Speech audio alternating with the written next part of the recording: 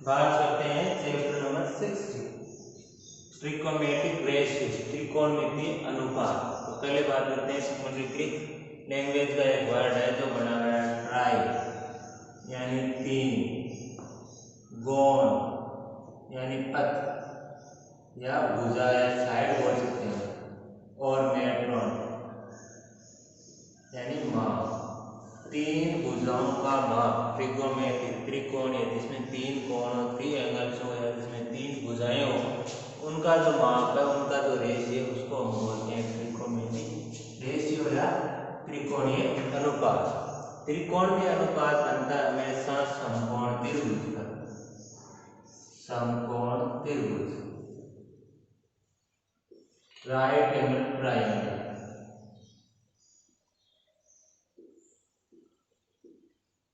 Right angle triangle के बारे में आप सब जानते हो, जिसका एक कोण, एक एंगल कितने डिग्री का हो, 90 डिग्री। जिसमें एक एंगल या एक कोण कितने डिग्री का, 90 डिग्री या 90 डिग्री का हो, तो उसको हम बोलते हैं समकोण त्रिभुज या ट्रायंगल, राइट एंगल ट्रायंगल। ये तो बात है समकोण त्रिभुज। और ये जो त्रिकोणमितीय अनुपात है वो केवल इस पे डिपेंड करता है, समकोण त्रिभुज या राइट एंगल ट्रायंगल पे। अब बात करते हैं राइट एंगल ट्रायंगल के बारे में। तो माना कि राइट एंगल ट्रायंगल है हमारे पास, समकोण त्रिभुज है, ये हमारे पास एक समकोण त्रिभुज है ए बी और सी, जिसका एंगल ए कितना है हमारे पास, 90 डिग्री। एंगल ए कितना है, 90 डिग्री। अब बात करूं तो एंगल ए 90 डिग्री, तो ये तो बन गया इस त्रिभुज का आधार, बेस, ये बन गया इसका लंब, परपेंडिकुलर,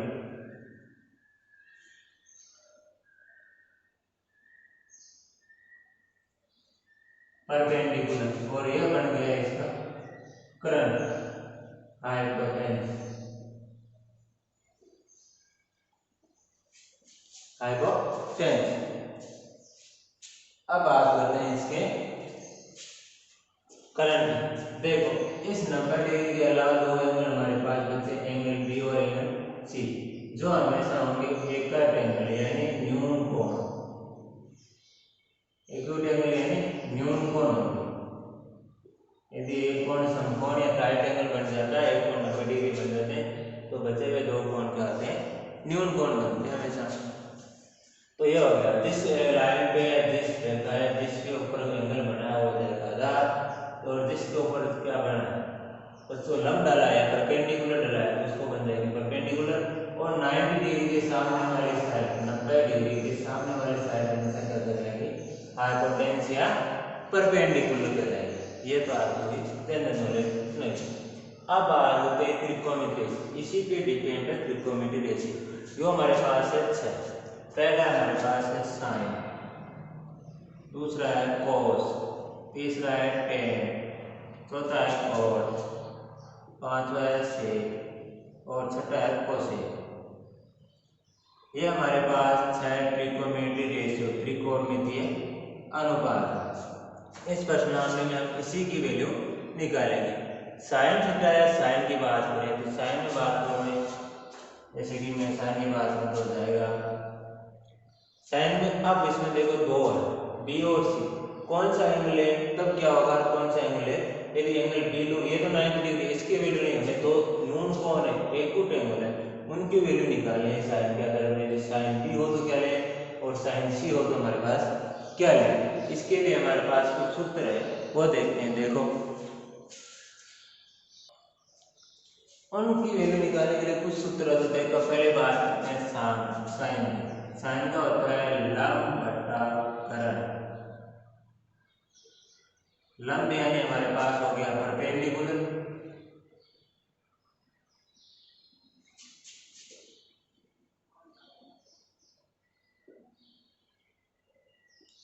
और कर्ण हमारे पास हो गया हाइपोटेन्यूस। फिर कोस की बात हो तो कोस होता है आधार बटा कर्ण। आधार हमारे पास बेस बटा करण हो गया हाइपोटेन्यूज। टेन होता है हमारे पास लंब बटा करण, सॉरी लंब बटा आधार। लंब तो हमारे पास परपेंडिकुलर है,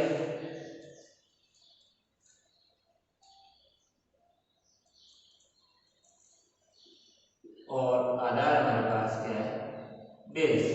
अब तीन होने के बाद ये आगे वाले तीन, इन तीन के अपोजिट होते हैं। कोट टेन का अपोजिट होता है, सेक कोस का अपोजिट होता है, कोस साइन का अपोजिट होता है। तो कोट तो कोट का अपोजिट क्या होता है, टेन। तो टेन का अपोजिट टेन क्या है, लंब बटा आधार। तो कोट क्या होता है, आधार बटा लंब, आधार बटा लंब। आधार हमारे पास बेस अपॉन लंब हो गया परपेंडिकुलर। फिर सेक किसका, कोस का। कोस क्या, आधार बटा करण। तो सेक हो जाएगा करण बटा आधार। करण होता है हमारे पास हाइपोटेन्यूज और आधार होता है हमारे पास बेस। फिर कोसेक किसका, साइन का। साइन क्या हो गया, लंब बटा, साइन क्या, लंब बटा करण। ये हो जाएगा हमारे पास करण बटा लंब। करण क्या है, हाइपोटेन्यूज, और लंब क्या है हमारे पास, परपेंडिकुलर। इंग्लिश की बात ये तो इसके जनरल फॉर्मूले की बात। अब बात आती है हमारे पास यदि साइन बी हो या साइन सी हो, क्योंकि एक तो हमारे पास फिक्स हो गया 90 डिग्री। जो एंगल 90 डिग्री का हो जाता है हमें उसकी वैल्यू नहीं निकालनी है, ए हो चाहे बी हो चाहे सी हो, एक्स वाई जेड जो कुछ भी वैल्यू दे रही थी वो जो 90 डिग्री होती है उसकी वैल्यू हमारे पास नहीं होती। बच्चे हुए दो एंगल्स की हमें वैल्यू निकालनी है। अब मान लो साइन बी की बात करें, एग्जाम्पल देता हूं मैं साइन बी। तो साइन का क्या है फॉर्मूला, लंब बटा करण। तो देखो अब साइन बी की बात हो तो इसके लिए हमें इन तीनों को देखना है। 90 डिग्री के सामने वाली साइड हमेशा करण होती है, ये पीछे आधार और लंब परपेंडिकुलर, और बेस हमेशा चेंज रहता है। बेस होता है जिस साइड या जिस पथ पर क्या बनाओ एंगल। अब एंगल बी की बात, ये तो फिक्स हो गया करण हाइपोटेन्यूज। एंगल बी इस लाइन पे बना हुआ है, ए बी लाइन पे, तो ए बी क्या होगी इसकी, बेस या आधार, और ये क्या बन गया इसका, परपेंडिकुलर। अब बात करो एंगल सी का, तो ये तो फिक्स है हमारे पास करण हाइपोटेन्यूज है, लेकिन सी क्या है, एंगल सी इस साइड पे या इस पथ पे बना हुआ है, तो ये बन गया इस सी के लिए, एंगल सी के लिए ये बन गया आधार यानी बेस, और ये बन गया हमारे पास परपेंडिकुलर यानी लंब। एंगल सी यानी जिस भी लाइन पे है, जिस साइड पे एंगल बना हो उसकी आधार, और 90 डिग्री वाले एंगल उसकी हम साइड क्या हो जाएगी, उसका परपेंडिकुलर या लंब। और करण हाइपोटेन्यूज हमेशा क्या रहता है, फिक्स। 90 डिग्री सामने वाली साइड क्या होती है, करण। ये तो इसके जनरल फॉर्मूले। अब इनके कुछ वैल्यू दे रखी है, देखो कुछ इसके अंदर दे रखा है रिलेशन, तो वो रिलेशन देख लेते हैं।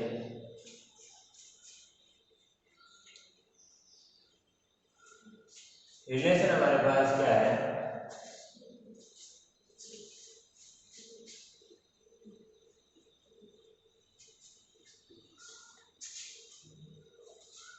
कि मैंने बताया था ऑपोजिट होते हैं, तो साइन इक्वल 1 अपॉन कोसेक, ठीक है, कोस इक्वल 1 अपॉन सेक, और टेन इक्वल 1 अपॉन कोट। ये तो इनके जनरल फॉर्मूले। इसके अलावा टेन का एक फॉर्मूला होता है हमारे पास, साइन बटा कोस, ठीक है। अब इनके ऑपोजिट की बात करें तो कोसेक इक्वल हो जाएगा हमारे पास 1 अपॉन साइन, सेक इक्वल हमारे पास हो जाएगा 1 अपॉन कोस, और कोट इक्वल हो जाएगा हमारे पास 1 अपॉन टेन, या इसका ऑपोजिट है साइन बटा कोस, तो कोस बटा साइन। ये इसके फॉर्मूले हैं, sine equal 1 upon cosec, cos equal 1 upon sec, और tan इक्वल 1 अपॉन कोट, या sin अपॉन cos। जब कोट में दिया और sin और cos दिया तो sin upon cos। cosec equal होता है 1 upon sin, sin equal 1 upon cosec, तो अपोजिट है cos equal 1 upon sin। sec equal 1 upon cos, क्योंकि cos इक्वल होता है 1 अपॉन sec। तो सेक हो गया 1/cos, cot इक्वल 1/10, क्योंकि tan होता है 1/cot, अपोजिट हो गया। अब होता है क्या हो गया sin/cos, तो अपोजिट हो गया cos/sin। ये तो रहेंगे कुछ रिलेशन संबंध। अब बात करते हैं इनकी डिग्री पे वैल्यू।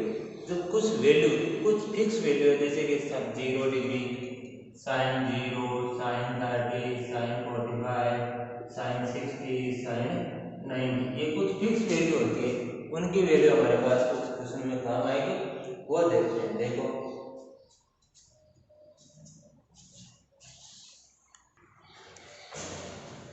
देखो इन sin theta cos tan theta यानी त्रिकोणमितीय अनुपात का हम कुछ फिक्स न्यून कोण में एक्यूट एंगल की बात करें, जैसे 0 degree, 30 degree, 45 degree, 60 degree, 90 degree, ये तो डिग्री में।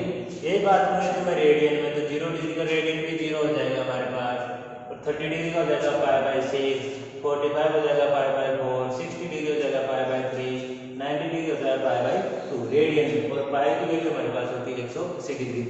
तो यदि इसको चेंज करो डिग्री में, तो 180/2 यानी 90 डिग्री होता है, या रेडियन में π/2। तो ये कुछ फिक्स वैल्यू है, इनकी मदद से हम बाकी एंगल की भी वैल्यू निकाल सकते हैं। तो इनकी वैल्यू कैसे निकालें? तो सबसे पहले बात करता हूं मैं साइन थीटा की। साइन, कॉस, टेन, कॉट, सेक और कोसेक, इन सब की मैं बात करूंगा। देखते हैं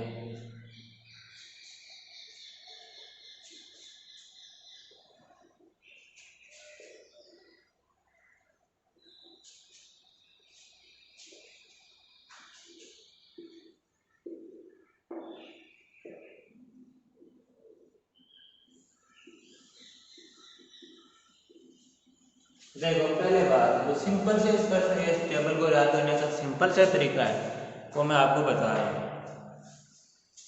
सबसे पहले इसमें लिखेंगे 1 से लेंगे 3 और 4, फिर सब में 4 का डिवाइड कर देते हैं। पहले 0 से लेके 4 तक लिख दिया हमने काउंटिंग, फिर सब में 4 का डिवाइड कर दिया। शुरुआत बता रहा मैं आपको, 4 का डिवाइड करके इनमें सबका अंडरूट ले लेते, सबको अंडरूट के अंदर ले लिया। देखो 0 के अंदर 4 का डिवाइड करूं तो हमेशा वैल्यू आएगी 0, और 0 का रूट हमारे पास हो जाएगा 0। इसमें बात करूं तो 1/4, तो 1/4 1 का रूट हो जाएगा हमारे पास 1, और √4 हो जाएगा हमारे पास 2। 1 का अंडरूट निकाल दो 1, और √4 का अंडरूट हो जाएगा हमारे पास 2। इसमें नहीं हो रहा हमारे पास, तो ये हो जाएगा देखो √2/2 पर। इसमें देखो पहले कैसे, इसमें 2 का डिवाइड 1 टाइम, इसमें 2 का डिवाइड 2 टाइम, तो 1 का रूट हो जाएगा 1 टाइम, और 2 का रूट हमारे पास √2 रह जाएगा। इसमें रहता नहीं तो हो जाएगा √3 का 3, और √4 की वैल्यू हमारे पास हो जाएगी 2। 1 4 से 4 कैंसिल हो गया, क्या बचा 1/1 यानी √1, और √1 की वैल्यू हमारे पास क्या है 1। यानी sin 0 डिग्री की वैल्यू हमारे पास 0 है, sin 30 डिग्री की वैल्यू 1/2 है, sin 45 की 1/√2 है, sin 60 की √3/2 है, और sin 90 की हमारे पास क्या है 1। रेडियन की वैल्यू बात करो तो हमारे पास ये क्या बचती है, ये बचती है। देखो अब क्या करना है, sin का ऑपोजिट क्या लिखना है, cos का, यानी जो sin की 90 की वैल्यू होगी वही cos की क्या होगी 0 की, यानी इसको हम ऑपोजिट में लिख देते हैं। तो sin 90 की वैल्यू हमारे पास क्या है 1, तो cos 0 की वैल्यू हमारे पास क्या हो जाएगी 1। फिर sin 60 की वैल्यू क्या है √3/2, तो cos 30 की वैल्यू हो जाएगी √3/2। पीछे से लिखना शुरू कर दो। sin 45 की वैल्यू क्या है 1/√2, तो ये भी sin 45, cos 45 की वैल्यू जाएगी √1/2। sin 30 की वैल्यू क्या है sin कितनी 1/2, तो cos 60 की वैल्यू हो जाएगी 1/2, और sin 0 की वैल्यू क्या है 0, तो cos 90 की वैल्यू हमारे पास क्या हो जाएगी 0। यानी जो sin की ये वाली वैल्यू है इसको पीछे से लिखना शुरू करते हैं तो हमारे पास cos की वैल्यू आ जाएगी।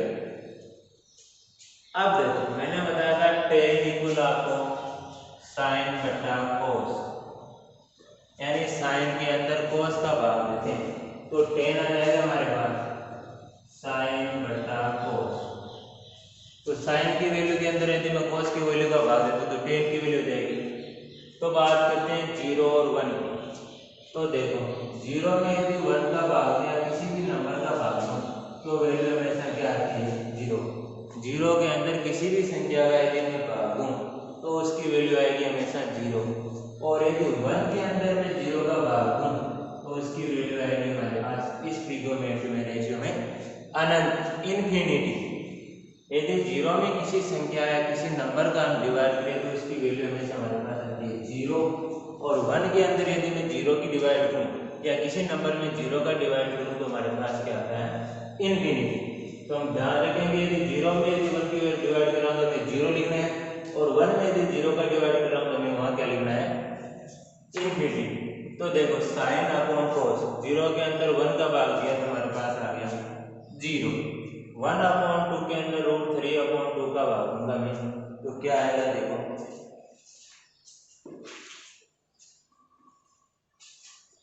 1/2/√3/2 डिवाइड में ऊपर ले जाओ तो मल्टीप्लाई ऊपर हो जाएगी 2/√3, 2 से 2 कैंसिल आया 1/√3।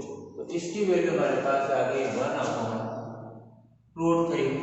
इसकी बात तो 1/√2 अपॉन 1/√2। तो 1/√2 में 1/√2 का भाग कितनी बार लाएगा एक बार। तो इसकी वैल्यू हमारे पास आ गई 1। इसमें बात करूं तो √3/2 अपॉन 1/√2, इधर मल्टीप्लाई में ले जाऊं तो √3/2 मल्टीप्लाई 2/1, 2 से 2 कैंसिल हो गया √3/1 बचा। √3 के अंदर 1 का डिवाइड करूंगा तो √3/1 यानी √3 आ जाएगा। तो इसकी वैल्यू हमारे पास आ गई √3। 1 के अंदर 0 का डिवाइड मैंने बताया था किसी नंबर में यदि 0 का डिवाइड करें तो हमेशा क्या आता है इन्फिनिटी आता है। तो इसकी वैल्यू हमारे पास क्या आ गई इन्फिनिटी। कोस क्या है हमारे पास इसका ऑपोजिट है, यानी कोस के अंदर किसका भाग देना है साइन का। कोड मैंने बताया था क्या है कोस अपॉन साइन। कोस के अंदर हमें साइन का भाग देना है। तो देखो अब कोस क्या है 1, साइन क्या है 0। तो 1 के अंदर 0 का भाग दूंगा तो वही बात 1 के अंदर 0 का भाग दिया हमारे पास क्या है इन्फिनिटी।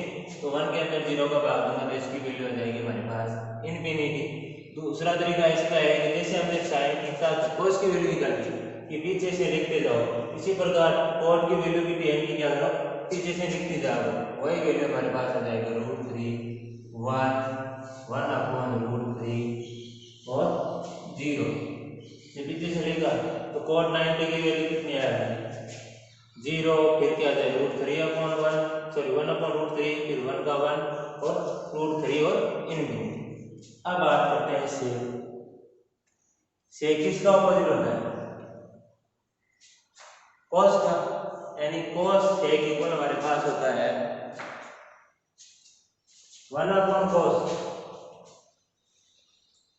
सेक इक्वल हमारे पास होता है 1/cos, यानी सेक की वैल्यू निकालने के लिए 1 के अंदर cos का हम भाग दे देंगे। देखो 1/cos को 1/cos की वैल्यू क्या है 1।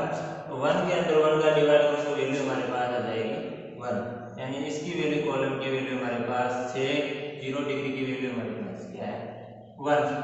फिर 1/√3/2 तो √2 ऊपर चला जाएगा तो 2/√3 ये इसकी वैल्यू आ गई हमारे पास सेक 30 डिग्री की।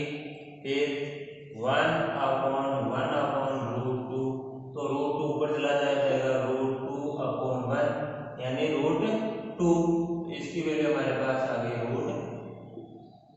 √2। आगे बात करें तो 1/√2/2 तो ये 2 ऊपर चला जाएगा तो 2/1 यानी वैल्यू हमारे पास क्या आ गई 2। आगे बात करें 1/0 तो मैंने कहा 1 में यदि किसी भी संख्या का डिवाइड दें तो उसकी वैल्यू अंदर 0 का डिवाइड करें तो उसकी वैल्यू हमेशा क्या आती है, इन्फिनिटी। तो इसकी वैल्यू हमारे पास क्या है, 1 के अंदर 0 का डिवाइड करो तो इन्फिनिटी आता है, 0 के अंदर 1 का डिवाइड करो तो हमारे पास आता है 0। और इसी प्रकार हम किसकी निकालें, कोसेक की, किसका ऑपोजिट होता है, साइन का। तो 1/sin कोसेक इक्वल क्या होता है हमारे पास, तो मैंने बताया था मैंने 1/sin। तो 1 के अंदर साइन का डिवाइड करो तो 1 क्या है, 1/0। साइन की वैल्यू 0 है तो क्या आ गया हमारे पास, इन्फिनिटी, क्योंकि 1 के अंदर 0 का डिवाइड देने पर क्या आता है, इन्फिनिटी या अनंत, ये अनंत आ गया। फिर 1 के अंदर 1/2 का डिवाइड करो तो ये हो जाएगा 2/1 यानी 2। तो इस कॉलम की वैल्यू हमारे पास क्या आ गई, 2। फिर आगे वाली बात तो 1/√2 फिर हो जाएगा √2/1 यानी √2। इस कॉलम की वैल्यू हमारे पास आ गई √2। आगे बात हो जाएगा 1/√3/2, ऑपोजिट करो तो 2/√3 यानी इसकी वैल्यू आ जाएगी। तो इसकी वैल्यू है हमारे पास 2/√3। आगे क्या है, 1 के अंदर 1 का डिवाइड करोगे तो क्या आ जाएगा, 1 यानी लास्ट के कॉलम की वैल्यू हमारे पास आ गई 1। ये तो इसकी कुछ फिक्स वैल्यू हो तब उसका वैल्यू sin 30 45 60 90 और इन सब की मान का वैल्यू है, इन सब का वैल्यू हमारे पास है तो इन फिक्स वैल्यू हम इसको रख सकते हैं। अब इसी तोड़ मरोड़ को हम बीच वाले आगे या पीछे वाले की वैल्यू में निकाल सकते हैं। यह आपके प्रश्नावली शुरू में दी हुई है, आप उसे देख सकते हो। अब देखो इसमें कुछ हमने देखा कि साइन और कोस की वैल्यू हमेशा 1 और 1 से छोटी होती है। या तो कोस की वैल्यू 1 होगी या 1 से छोटी, इन दो की वैल्यू साइन और कोस या तो मैक्सिमम कितने होगी, 1 या 1 से छोटी। इसी प्रकार सेक और कोसेक की वैल्यू या तो 1 या 1 से बड़ी, या तो 1 या 1 से। सेक और कोसेक की वैल्यू बात करूं हम तो या तो 1 होगी, देखिए 1 और 1 से ग्रेटर देन कितनी 2 आ गई, तो हमेशा इन्फिनिटी अनंत होती है, 0 तो नहीं है ना, तो या तो 1 होगी या 1 से बड़ी होगी इसकी सेक और कोसेक की वैल्यू। और साइन और कोस की वैल्यू या तो 1 होगी 1 या 1 से क्या होगी, छोटी। 1 से छोटी बात करो तो 0 आ गई, 1/2 आ गई, 1/√2 आ गई, ये सारी क्या है 1 से छोटी टर्म्स है। तो ये बात का ध्यान रखना। अब चलते हैं हम एक्सरसाइज की ओर। देखो